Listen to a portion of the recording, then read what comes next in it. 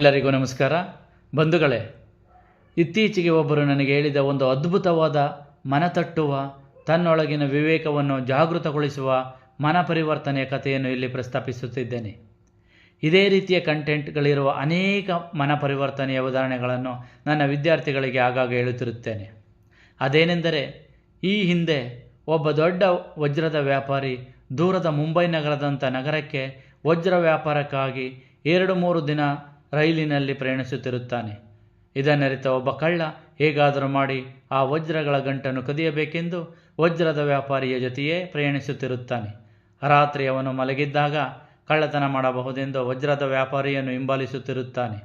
ಇದು ವಜ್ರದ ವ್ಯಾಪಾರಿಗೆ ಹೇಗೋ ತಿಳಿಯುತ್ತದೆ. ಆಗ ವಜ್ರದ ವ್ಯಾಪಾರಿಯು ಮಲಗಿದಂತೆ ನಟಿಸುತ್ತಾನೆ, ಆದರೆ ಕಳ್ಳನು ನಿದ್ರೆಗೆ ಜಾರುತ್ತಾನೆ. ಈ ಸಮಯದಲ್ಲಿ ವಜ್ರದ ವ್ಯಾಪಾರಿಯು ತನ್ನಲ್ಲಿದ್ದ ವಜ್ರದ ಅರಳುಗಳು ತುಂಬಿದ ಗಂಟನ್ನು ಕಳ್ಳನ ಬ್ಯಾಗಿನಲ್ಲಿಟ್ಟು ನೆಮ್ಮದಿಯಿಂದ ನಿದ್ರಿಸುತ್ತಾನೆ. ನಂತರ ಕಳ್ಳನಿಗೆ ನಿದ್ರೆ ಬಾರದೆ ಚಟಪಡಿಸುತ್ತಾ ಎಚ್ಚರಗೊಂಡು ವಜ್ರದ ವ್ಯಾಪಾರಿಯ ಬ್ಯಾಗನ್ನೆಲ್ಲ ಹುಡುಕುತ್ತಾನೆ. ಆದರೆ ಯಾವುದೇ ವಜ್ರದ ಅರಳುಗಳು ಸಿಗುವುದಿಲ್ಲ. ನಂತರ ಕಳ್ಳನು ಸಹ ಮಲಗಿ ಬಿಡುತ್ತಾನೆ.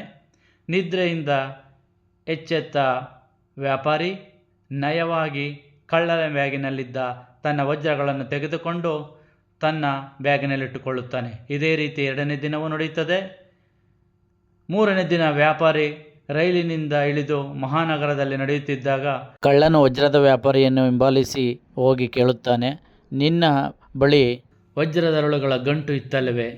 ಆದರೆ ನಾನು ನಿನ್ನ ಬ್ಯಾಗಿನಲ್ಲಿ ಎಷ್ಟು ಹುಡುಕಿದರೂ ಸಿಗಲಿಲ್ಲ. ಅವುಗಳನ್ನು ಎಲ್ಲಿ ಬಚ್ಚಿಟ್ಟುಕೊಂಡಿದ್ದೆ ಎಂದು.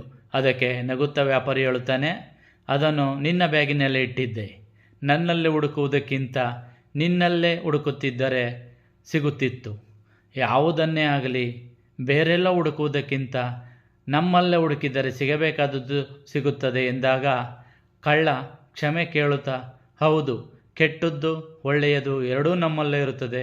ಅದನ್ನು ನಮ್ಮಲ್ಲೇ ಹುಡುಕಿ ಒಳ್ಳೆಯದನ್ನು ತೆಗೆದುಕೊಂಡು ಕೆಟ್ಟದ್ದನ್ನು ಹೊರಗೆ ಬಿಸಾಡಬೇಕು ಎಂದು ಹೊರಟು ಹೋಗುತ್ತಾನೆ.